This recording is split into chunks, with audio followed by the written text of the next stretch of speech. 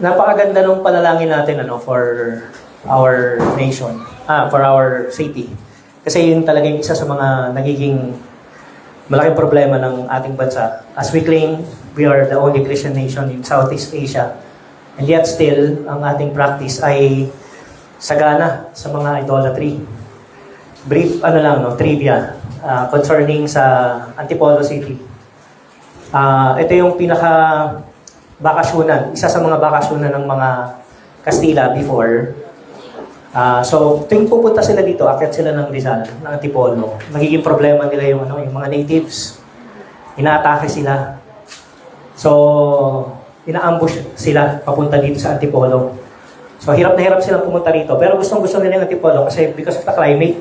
Ang ganda ng climate ng Antipolo Ang isang naging solusyon nila, since nakita nila na naging effective yung kanilang unang pagbaba dito sa Philippines. Kailan yun? March, sabi ni di ba? Sabi ni William di ba? March 16, 15, 21. Nakita nila, ang naging effective na approach nila sa mga Filipino is to give the Filipinos yung idol, yung image, no? Yun yung nila. So, ang ginawa ng mga Kastila, para hindi na sila atakihin, dinadala na nila yung Buen Viaje, yung image of the Buen Viaje, of the Virgin Mary. Yung Dear Lady of Buen Viaje. Dinadala nila yan tuwing magta-travel sila rito. So, hindi na sila inaatake. So, yun yung isang history doon. Ano naman kinalaman ng Antipolo at saka ng Quiapo, no? Ito, malaking connection. During the 16th or 17th century, 1600s, nagkaroon ng revolt ang mga Chinese dito sa Antipolo, sa Rizal. Imagine ninyo, 16th century o 17th century, yung mga Chinese ang problema. Ngayon, sila pa rin yung problema ng mga Filipino. No? So, 17th century, nagkaroon ng revolution ang mga Chinese. Sinunog nila yung city ng Antipolo. At nadamay yung etong church, yung simbahan. Originally, yan talaga yung simbahan. Pero merong nagsasabi, ang original na simbahan talaga ay sa Buso-Buso. Yung church doon sa Buso-Buso, yung old church sa Buso-Buso. Pero according to history, ito talaga yung pinaka-main na original na plinano ng mga Spaniards. And then sinunog ng mga Spaniards yan. Ng mga Chinese na nag-revolt. Sinunog nila. So imagine ninyo, halos mawala lahat ng property doon sa sa church na yan. Except for yung Virgin Mary, o yung Buen Viaje, yung Lady of Buen Viaje. So bakit siya hindi nasunog? Iniligtas siya ng isang isang tagapangalaga ng simbahan. So imagine niyo yung Diyos, iniligtas ng tao. 'Di ba? Tapos dahil nga persistent yung mga Chinese sa pagre-revolt nila, ang ginawa nung caretaker na yun, itinakbo niya sa Quiapo, yung Buen Viaje. Tinakbo niya sa Quiapo. Or temporarily, doon yung naging bahay ng Buen Viaje, Lady of Buen Viaje. Kaya meron yung tinatawag na Walk of Peace, alay lakad, yung kung saan kami naglalakad ng mother ko nung bata pa ako. From Quiapo to Antipolo.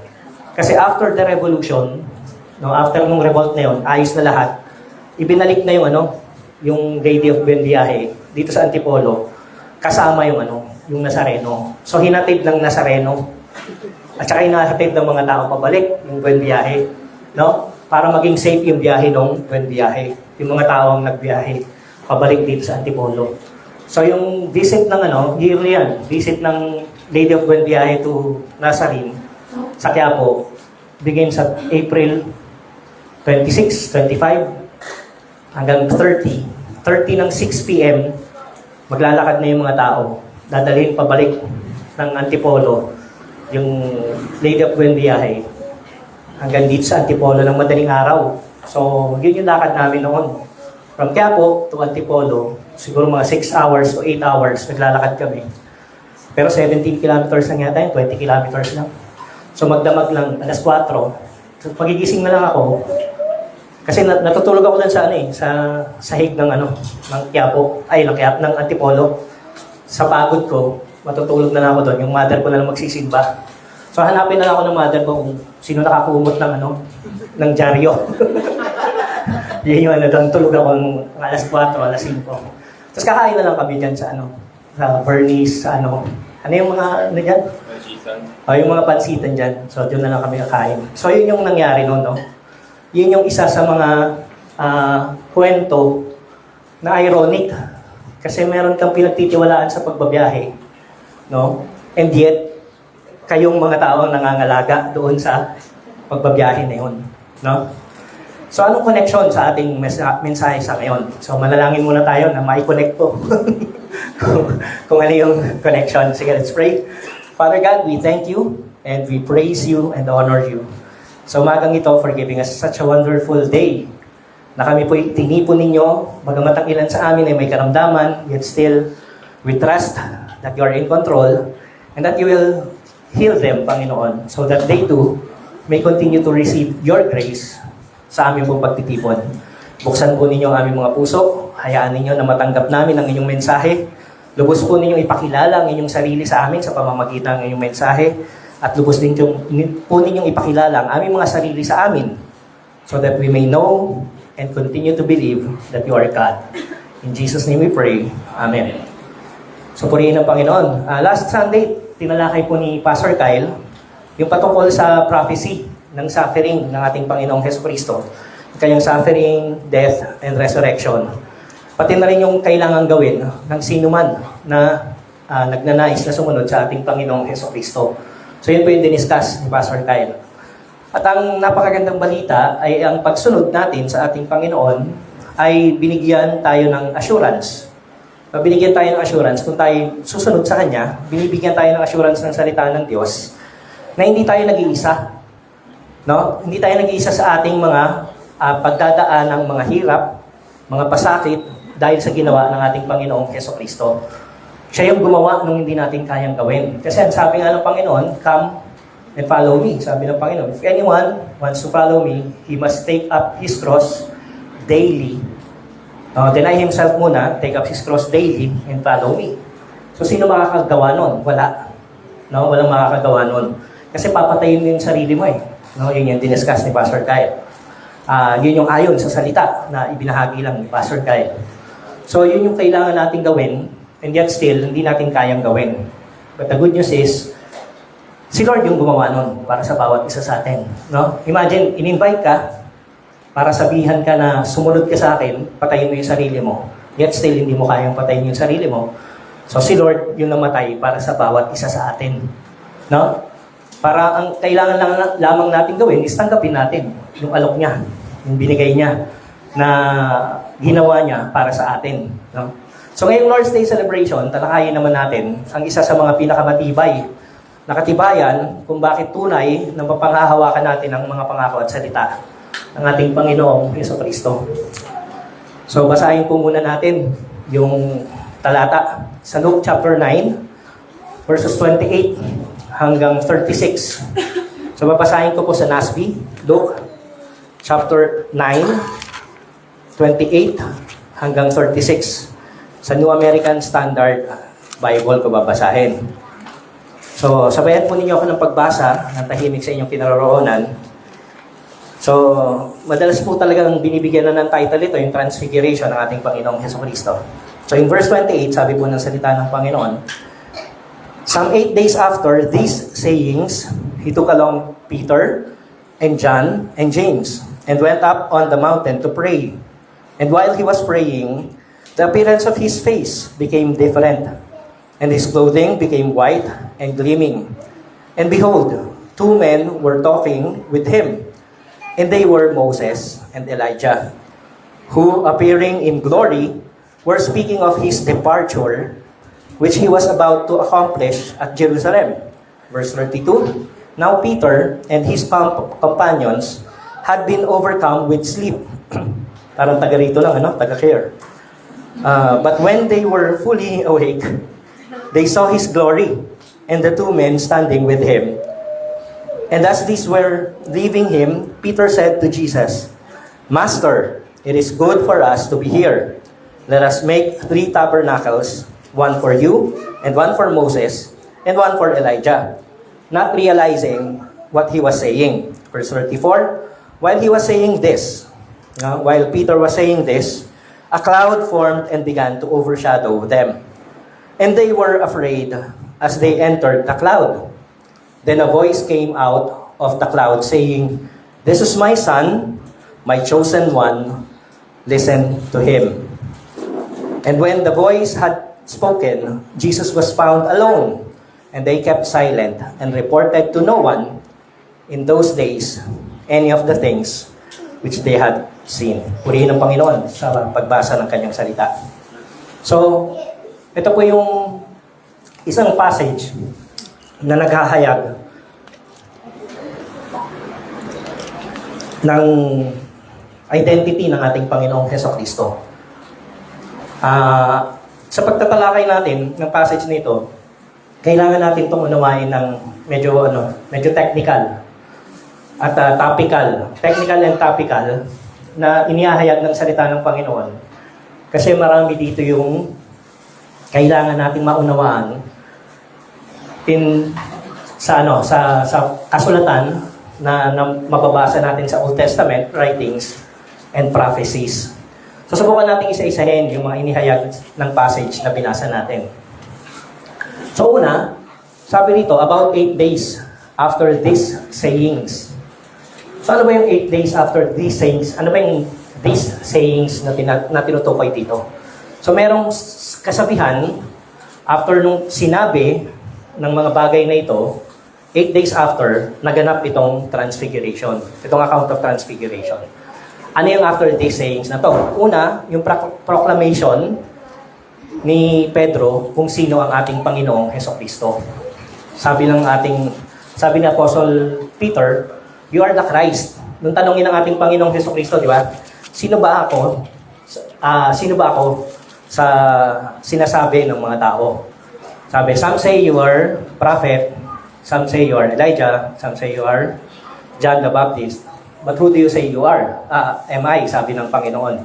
Sumagot si Pedro, sabi ni Pedro, "You are the Christ of God." So, yun yung isa sa mga sayings na kailangan natin bigyan dito. So, ano nga bang kahulugan ng Christ sa Scripture? What does Christ mean in the Scripture? Ang literal meaning po ng Christ ay chosen one. Kaya ang binanggit dito ni Apostle Peter, "You are the Christ of God." You are the chosen one of God. So, yun po yung ibig sabihin, literal meaning ng Christ. You are the chosen one. Chosen one to what? Para saan? Bakit siya pinili? No? To fulfill the promise of God. So, yun po yun. Jesus is the Christ to fulfill the promises of God. Sa Genesis pa lang, may pangako na yung ating Diyos, no? Si Yahweh, for the redemption of His people. When Adam and Eve fell into sin, agad-agad nagbigay ng prophecy, ng pangako, ng covenant ang ating Diyos sa kanila at sa mga magiging ang kanila. No? Ano yun? Ano yung sabi? Doon sa, yun? The seed of the woman will crush the head of the serpent. And the serpent will bruise the heel of the seed of the woman. So, ang tinutukoy ng seed of the woman dyan ay si Hesukristo. Siya yung fulfillment ng pangako ng Diyos for the redemption of God's people. No? Siya yun. He is the seed of the woman who will crush the head of the serpent, and in turn, the serpent will bruise the heel of the seed of the woman. And it so happened, ito na yun, yung pagkakataon na to. Ito na yung kaganapan ng pangako na to. Pinanganak na ang Christ, lumaki in stature and in good standing sa mga tao and with yung relationship sa Diyos. And then, ito na yung pagkakataon wherein the seed of the woman, who is Christ, Jesus, will crush the head of the serpent. So, sisirain niya na yung work of the devil sa mga tao ng Diyos, sa mga hinirang ng Diyos. No? Gigipain niya yung pundasyon na pinanghahawakan ng Diablo sa mga hinirang ng Diyos. But in turn, ito yung mangyayari. The serpent will bruise the heel of the seed of the woman. Anong bruise? So, in turn, masasaktan din. No, masasaktan din yung seed of the woman, yung Christ, who is Jesus Christ. So, kaya naman sinabi ni Jesus, the Son of Man must suffer. So, ayan yung second saying na sinabi niya, no? Sabi niya, tahimik lang muna kayo, pero the Son of Man must suffer many things and be rejected by the elders and chief priests and scribe and be killed and be raised on the third day. Ito yung tinalakay din, isa sa mga tinalakay din ni Pastor Kyle last Sunday. So ito yung isa pang saying na sinasabi ng ating Panginoong Hesukristo. Sa record pala ni Luke, no? The Gospel according to Luke. Sabi niya, ito yung isa sa mga saying. Kaya nagkaroon ng account na transfiguration. So anong sabi? The Son of Man must suffer many things and be rejected by the elders and chief priests and scribes and be killed and be raised on the third day. So Jesus Christ crushing the head of the serpent means bringing an end to the dominion of the evil one to the lives of God's people. Bringing an end, no? Tinatapos na ng ating Panginoong Hesukristo yung dominion of the devil sa buhay ng mga chosen people or elect people of God. In turn, the devil will bruise the heel of our Christ, of the Christ. Kaya kailangan mag-suffer. So, yun yung mangyayari. The Christ or the chosen one will suffer. At hindi lang yun. Ano pang sabi niya? I-reject siya ng elders and the chief priest. So, hindi siya sasang-ayunan, hindi siya tatanggapin. No, hindi siya kikilalanin. Ano pa? He will be killed. Imaginin po ninyo yun, ano? So, papatayin siya. Pero hindi eternal death ang kanyang matatamasa. Kasi, merong kasunod. Ano yung sabi niyang kasunod? And be raised on the third day. So, merong victory na gagawin ng ating Panginoong Hesukristo, ang Christ. No? So, yan yung kanyang suffering na pagdadaanan. He will be rejected, he will be suffering, he will be killed, but he will be resurrected on the third day. So to claim the God's people from the dominion of sin. So yan po yung mangyayari. Ang sabi po ni Prophet Isaiah, ito po yung suffering na kailangang pagdaanan ng Christ of the living God. In Isaiah 53, verses 5 and 6. Isaiah 53, verses 5 and 6. So ito po yung sinasabi ng talata. Dali Isaiah 53, verses 5 and 6. Sa NASB, babasahin ko po muli ng malakas. If you have your Bibles or electronic Bibles, mas maganda po na buksan po ninyo para kayo mismo yung magbasa. Makita ninyo kung ano yung sinasabi ng salita ng Panginoon, ng salita ng Diyos patungkol sa Christ of the living God. Isaiah 53, verses 5 and 6. But he was pierced. Ito yun. Speaking about, talking about the Messiah of the Christ of the living God.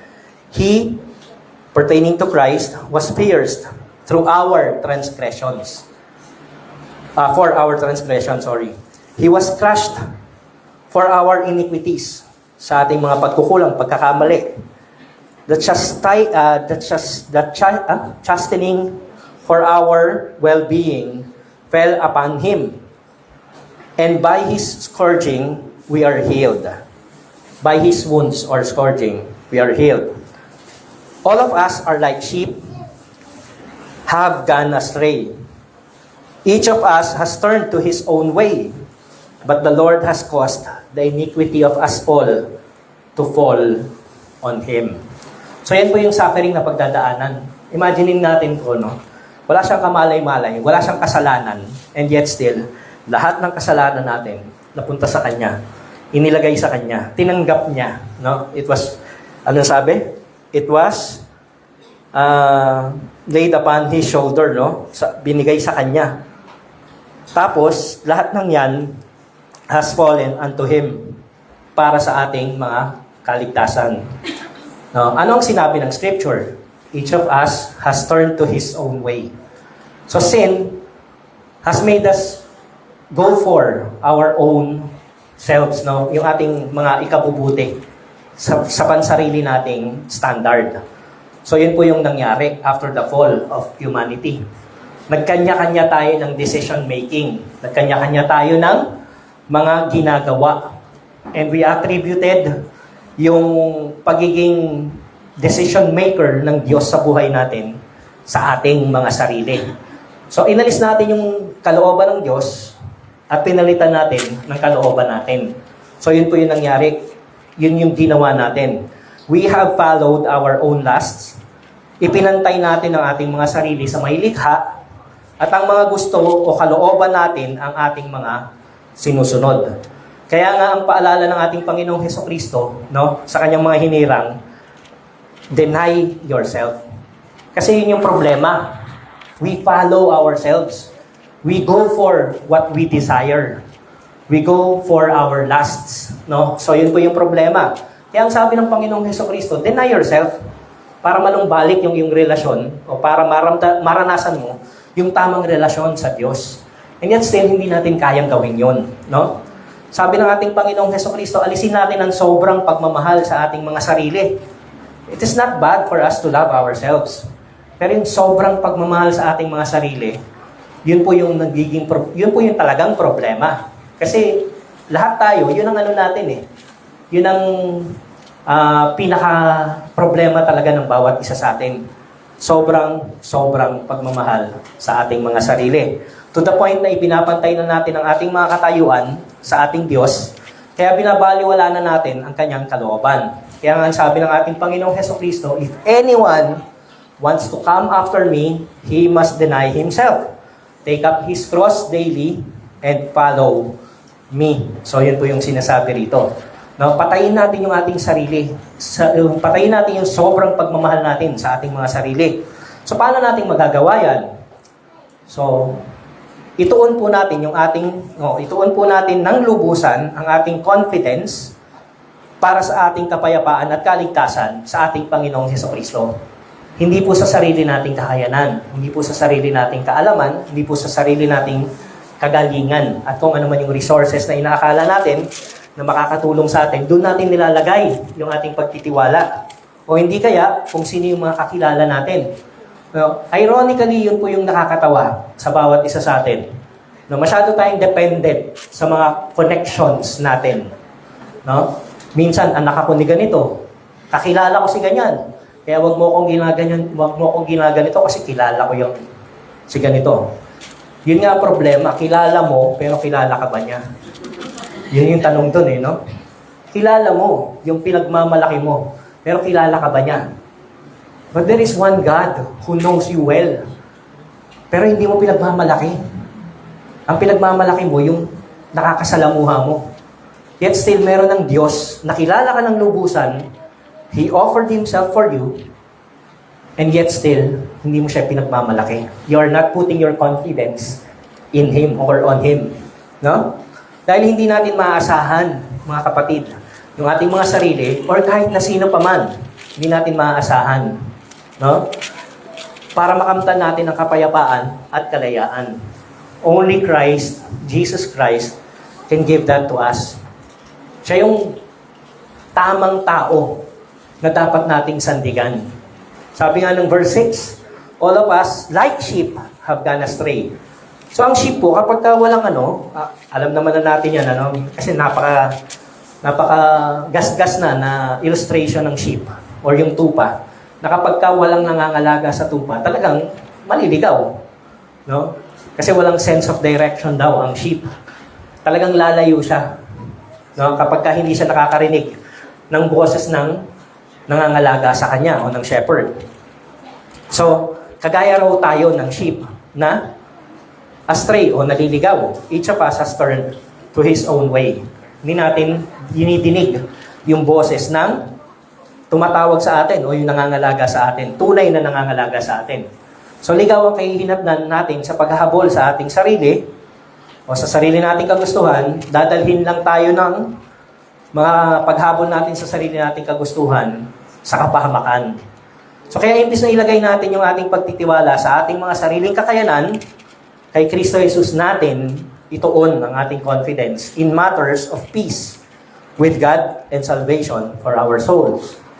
So even before we asked Him for help, ito po yung reality, bago pa man tayo humingi ng tulong sa ating Panginoong Hesukristo, He willingly gave Himself to bear the consequences of our sins so that in Him, we can be reconciled with God, our Maker. Ito po yung sinabi ng ating Panginoong Hesukristo. The Son of Man must suffer. So hindi po will suffer, hindi po is going to suffer, but it is a must. Karapat dapat na pagdaanan niya yung suffering so that we may have the freedom. No? Freedom to be reconciled to God and freedom to obey His will. So every time Jesus would address Himself, He uses the title, Son of Man. Sabi ni Pedro, you are the Christ of God. You are the Christ of the living God. But when Christ addressed Himself, when Jesus Christ addressed Himself, ang sinabi niya, the Son of Man, pertaining to Himself. Siya yung Son of Man. Again, ma-identify natin kung ano yung kahulugan ng Son of Man when we look back or when we trace it sa writings ng mga prophets. So, sabi ni Pedro, you are the Christ. Sabi ng ating Panginoong Hesukristo sa kanyang sarili, Son of Man. Probably, ang isang dahilan dito, bakit niya ginagamit yung word o yung salitang yan, na Son of Man, pertaining to Himself, to give weight o bigyang diin yung kanyang pagiging truly man, tunay na tao, as He is truly God. Pero ang isang katotohanan sa title ng Son of Man, inihayag sa prophecy ng mga propeta. Specifically in Daniel chapter 7, verses 13 and 14. Buksan po ninyo yung inyong mga Bibles. Sa Daniel 7, Daniel 7, 13 and 14. So, ang Daniel is after Ezekiel. Chapter 7, verses 13 and 14. Ano po yung sinasabi? So, Daniel is speaking about the vision na nakita niya. Tumubuksan na. So, merong vision si Daniel na nakita. Tapos, sinabi niya rito sa verse 13, I kept looking in the night vision, and behold with clouds of heaven, one like a son of man was coming, and he came up to the Ancient of Days. Pansinin ninyo there is the Son of Man and there is the Ancient of Days. And was presented before him. Yung Son of Man was presented before the Ancient of Days. And to him was given dominion, glory, and a kingdom that all the peoples, nations, and men of every language might serve the Son of Man. No? Pertaining to the Son of Man po ito. His dominion is an everlasting dominion which will not pass away.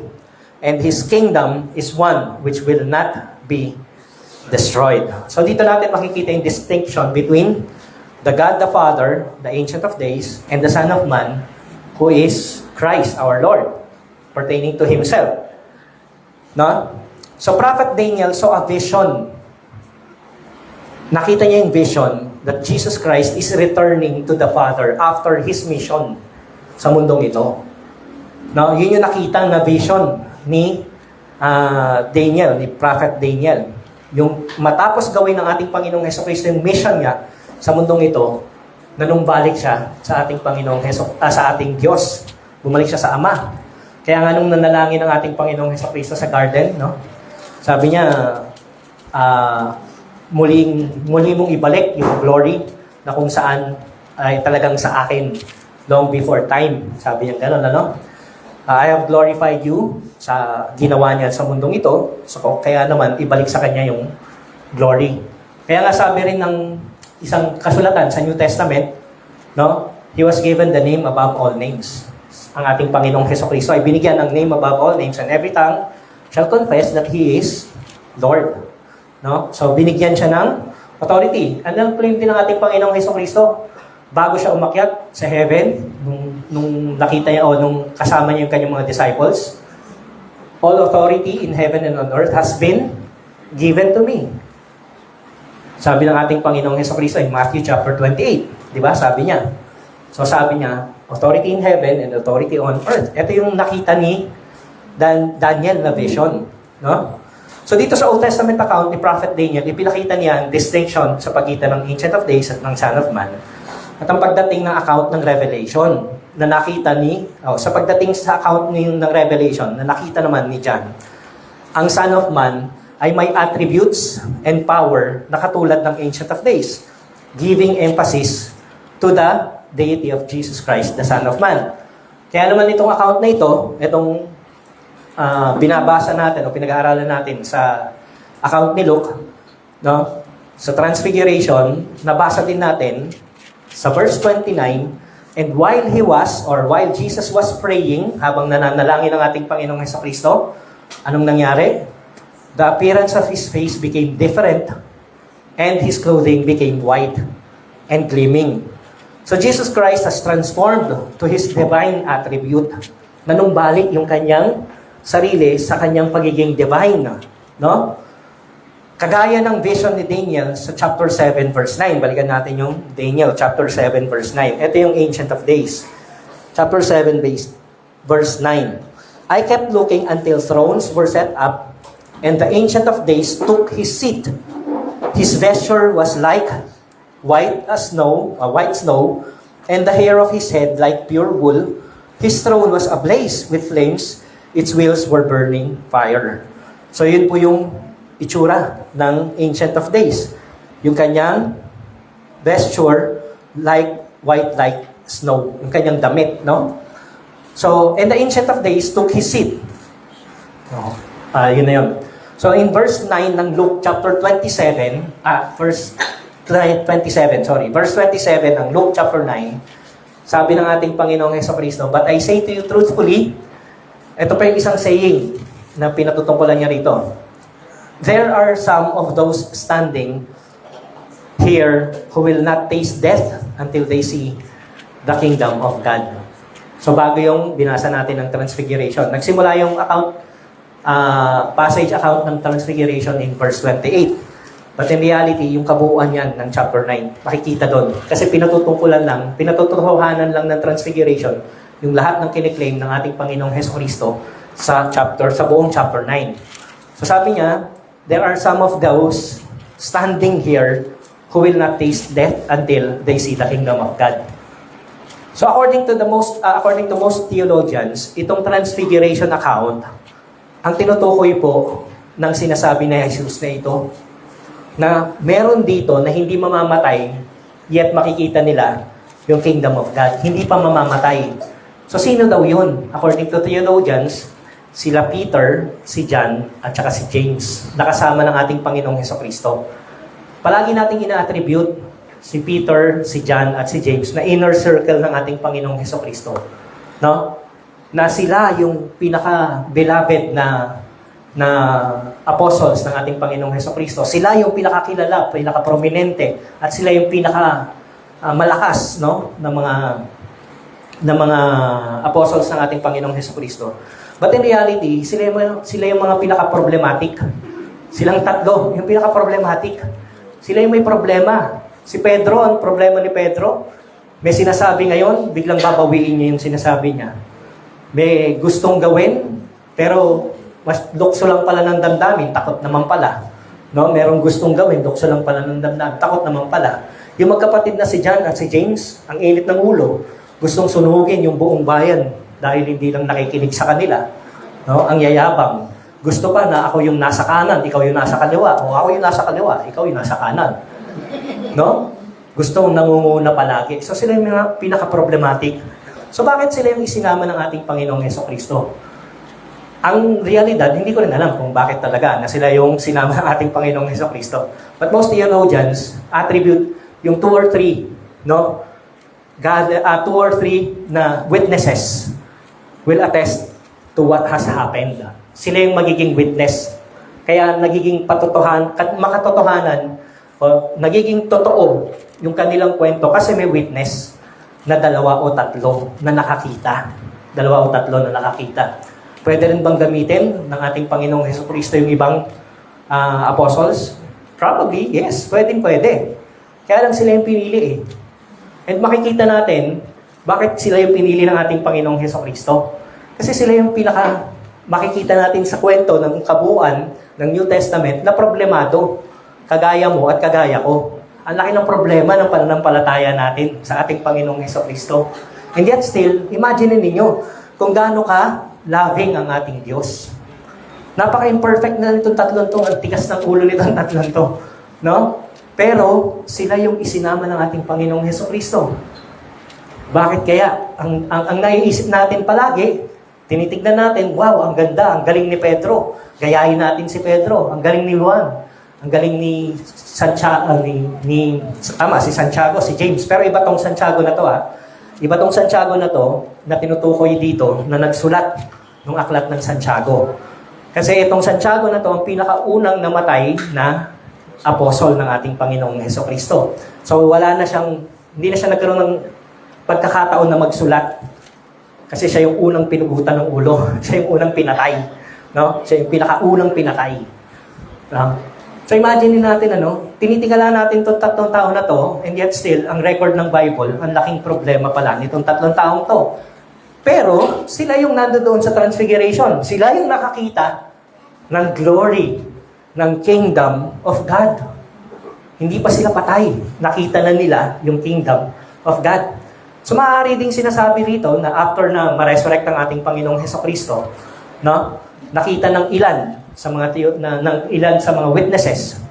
Pero itong account na to, most theologians, iniisip nila talaga na ito yung sinasabi ng ating Panginoong Hesukristo na hindi pa sila mamamatay, makikita na nila yung kingdom of God sa mountain, sa Transfiguration. Nakita nila that Christ really is the Son of God, the chosen Christ of the living God. So yun po yung nakita nila. No? So Jesus Christ is God incarnate and He is the embodiment of God's kingdom here on earth. Siya yung embodiment. Kaya sa Gospel according to John, sinabi ni John na nakita niya ang glory ng Word na nagkatawang tao. Ano yung sabi ni John sa kanyang account sa Gospel according to John? In the beginning was the Word, and the Word was with God, and the Word was God. Talon ka ng verse 14, anong sabi? And the Word became flesh and dwelt among us. Tapos hindi natatapos doon. Anong sabi ni John? And we saw His glory. As of the only Son from the Father, full of grace and truth. So yun pala yun. Ito pala yung katotohanan. Sabi naman ni Pedro in 2 Peter chapter 1 verse 16. Sabi niya, we did not follow cleverly devised tales when we made known to you the power and coming of our Lord Jesus Christ. But we were eyewitnesses. We were eyewitnesses, sabi ni Pedro. No? We were eyewitnesses. Eyewitnesses of His majesty. For when He received honor and glory from God the Father, such a declaration as this was made to Him by the majestic glory. This is my beloved Son, writing ni Pedro, with whom I am well pleased. And we ourselves, sabi niya in verse 18, and we ourselves heard this declaration made from heaven when we were with Him on the holy mountain. So si John at saka si Peter nagsulat ng kanilang pagiging witness ng glory ng ating Panginoong Hesukristo, ng kingdom of God na present talaga dito sa earth, on the mountaintops, no? Wala si James. Kasi nga, patay na siya. Hindi na siya nakapagsulat. Kaya yung Santiago, iba po yun, Hindi po yun. Yung James na writings, nagsulat nun is believed to be yung literal na kapatid ng ating Panginoong Hesukristo. After na pinanganak ang ating Panginoon, nagkaroon din ng anak si Mary, kay Joseph, at isa si James doon sa mga naging anak na yon. So, literal na kapatid. No? So Peter and John testified and wrote the transfiguration of Jesus Christ. So ito rin marahil ang dahilan bakit isinama ni Jesus Christ sila, Peter, James, and John, para meron personal witnesses na totoong nangyari ang transfiguration account. Biblical principle, no? Para maging kapanipaniwala yung kwento, kailangan may witness. Ma-corroborate ng 2 or 3 witness. So hindi pwedeng magdisiplina, hindi pwedeng anong tawag mo nito? Paniwalaan ang isang kwento nang walang 2 o 3 witness. So anong mangyayari kung walang 2 o 3 witness? Chismis. Di po ba? Hindi siya kapanipaniwala, chismis siya. Eh merong 2 o 3 chismosa na nagsama-sama. Patay tayo doon. Hindi po. So, depende po yun sa karakter nung naglalagay nung nag-ano ng kwento, no? Nagpapatotoo ng kwento. Depende po yun sa karakter. Eh, sabi mo, pastor, problematic yung karakter nito, 3 na to eh. Paano nga kaya yun? No? Problematic yung kwento nila. Well, hindi naman sila kagaya natin noon. Sila noon, pagka meron silang sinabi, according sa stories, eh talagang may ano yun, reliable yung ano na yun. No? Hindi kagaya natin, no? Uy, nakita mo yung kapitbahay natin? Paglabas din ng pinto, nalaglag sa hagdan, nabukulan. Tapos tinulungan ng kapitbahay na isa. Naipasa ngayon. Nakita mo? Nag-away yung 2. Nabukulan tuloy yung isa. Oh, tapos ano nangyari? Sinaksak. Yun. Nagkagulo-gulo na, no? Ganun yung nangyayari sa ano natin. So, ito ang tinutukoy ng sayings na mahalagang maunawaan sa lente ng Old Testament writings, proving who Jesus Christ is and ang kahalagahan ng 2 or 3 witnesses. Ano man ang kinalaman nila Moses and Elijah, ano naman ang kinalaman nila Moses at Elijah sa nasabing account. So tapos na yung saying. Ano naman ang kinalaman ngayon ni Moses at ni Elijah sa nasabing account? So ang sabi po ng mga theologians, and this is the real interpretation ng Bible, si Moses represents the law. Siya yung pinagkatiwalaan ng Diyos na magbigay ng law sa mga tao. No? Yung 10 Commandments. And then, yung iba pa ng mga commandments, being God's messenger of the law, si Moses yon. And si Elijah naman, representing the prophets, being the most prominent prophet recorded in the scriptures. So sa lahat ng mga Israelites, si Elijah ang pinakakilala nila na pinakamatapang, pinakamagaling, pinakamalakas na propeta. So sa account ng transfiguration of Jesus Christ, it simply relays that Jesus Christ is the fulfillment of the law and the prophets. Kaya nga sabi doon sa passage, no? Behold, the 2 men were talking with him, and they were Moses and Elijah, who appearing in glory were speaking of his, anong sabi? Sige nga. Anong pinag-uusapan nila? His departure. Ano yung ibig sabihin ng departure? Yung kanyang exodus o yung kanyang pag-suffer, which will happen, which was about to accomplish at Jerusalem. So mangyayari sa Jerusalem. Yung kanyang suffering. So anong sabi ng ating Panginoong Hesukristo? Do not think that I have come to abolish the law, but I have come to fulfill the law and the prophets. So ito po yung ibig sabihin niyan. Moses once led out yung Israel out of slavery. Now Jesus will lead God's people out of slavery from sin. Through His suffering, through His death, and through His resurrection, He will be fulfilling God's plan of salvation completely. So si Moses, para siyang isang imahe ng Christ or chosen one to save God's people temporarily out of slavery sa Egypt. Dinala niya sa wilderness ang mga Israelites, no? Pero sinave niya from slavery. So naging instrument si Moses. Pero ang ating Panginoong Hesukristo is better, way much better than Moses. For He will lead His people throughout eternity sa salvation na binibigay ng Diyos. And aside from the cloud of si Elijah naman brought encouragement, yung appearance ni Moses at saka ni Elijah sa ating Panginoong Hesukristo, they are bringing encouragement to Christ Jesus sa kanyang pagdadaan ng suffering. Bakit kailangan pa ng encouragement ng ating Panginoong Hesukristo? Remember mga kapatid, He is truly man.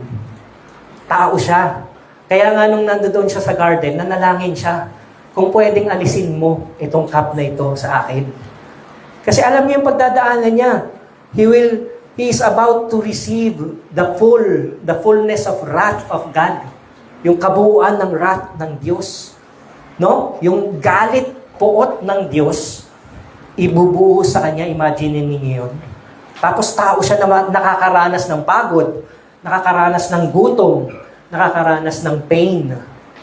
Imaginein po natin yun. Kaya kailangan niya ng encouragement bilang tao. And at the same time, na ma-remind o patotohanan na yung kanyang suffering is the fulfillment of the law which was given through Moses and the prophets. Nakilala si Elijah bilang isa sa representative ng mga propeta. And aside from that, encouragement din to, no? Sa mga apostles na nakakita. Ano siya, yung patotohanan na hindi lamang basta tao ang ating Panginoong Hesukristo, no? Kung hindi siya ang Diyos na nagkatawang tao. He is the Son of Man. He is the Ancient of Days who became flesh. No? And aside from the cloud and the voice which they heard, the presence of Moses and Elijah validated the divinity of Jesus to the apostles. No? Kasi nakita na nila yan sa baptism di ba? Yung dove-like na spirit bumaba, and then a voice nagsalita pertaining to Jesus Christ. Tapos ito na naman, cloud naman ngayon. Cloud representing the presence of God.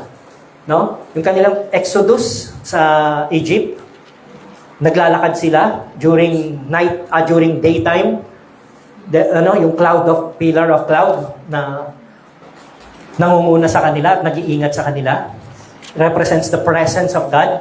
Tapos nakita nila diyan sa Transfiguration. Tapos, anong nagsalita? This is my son, listen to him. Yun ang sinabi. Sa account na ito na nabasa natin, na muling nagsalita ang Ama sa pamamagitan ng presensya ng ulap. Una sa Luke chapter 3, yun na nga, yung baptism of Christ. Ngayon, sabi, this is my son, my chosen one, listen to him. Pakinggan ninyo siya. The voice of God serves as a rebuke to Peter. Nakakatawa dito, sabi ni Pedro, nung naalimpungatan siya. Tulog kasi sila di ba? Parang taga-care nga Habang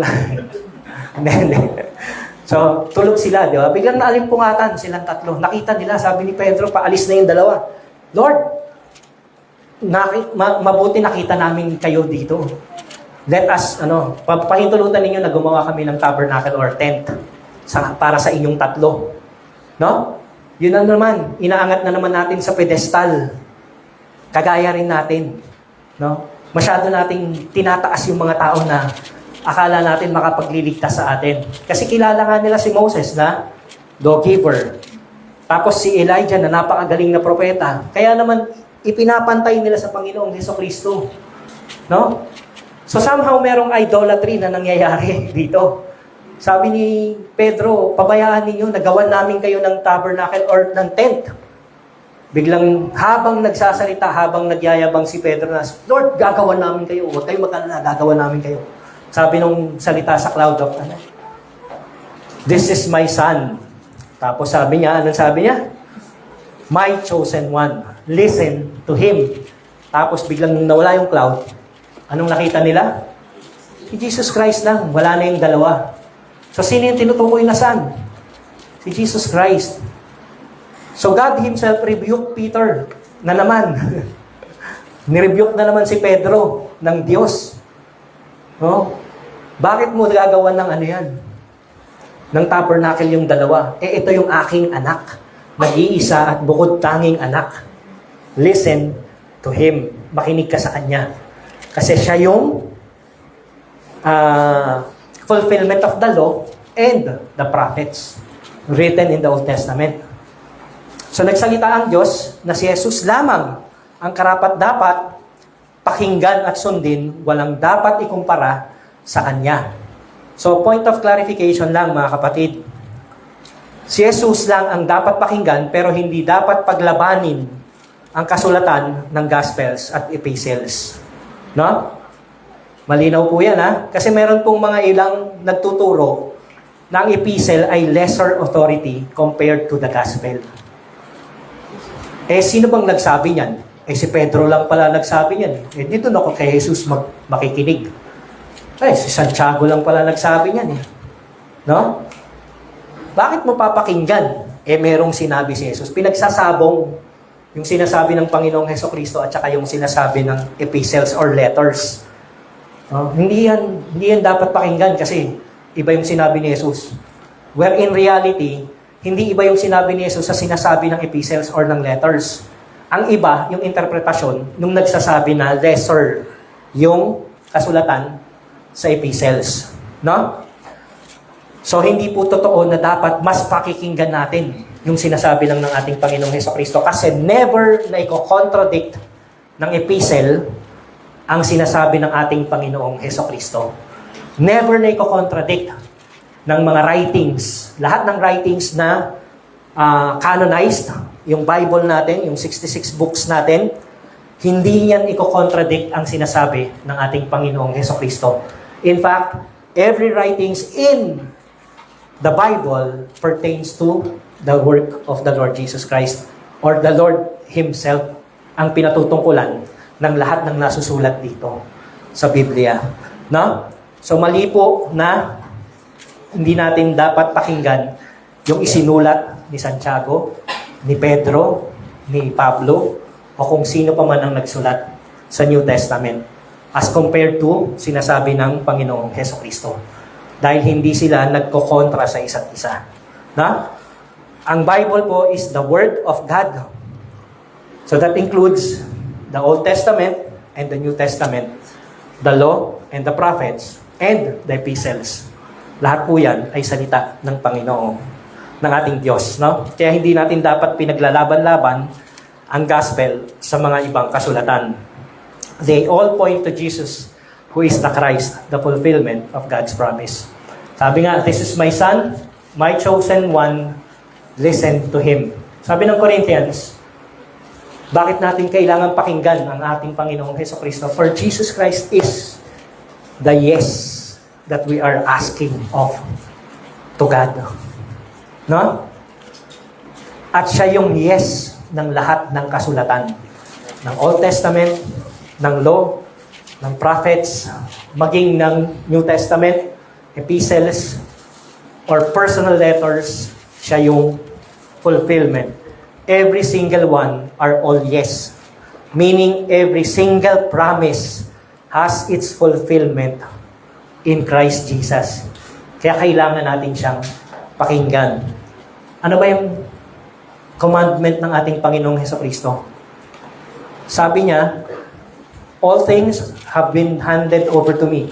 Matthew 11, verse 27. By my Father. And no one knows the Son except the Father. And no one knows the Father except the Son. And anyone to whom the Son chooses to reveal Him.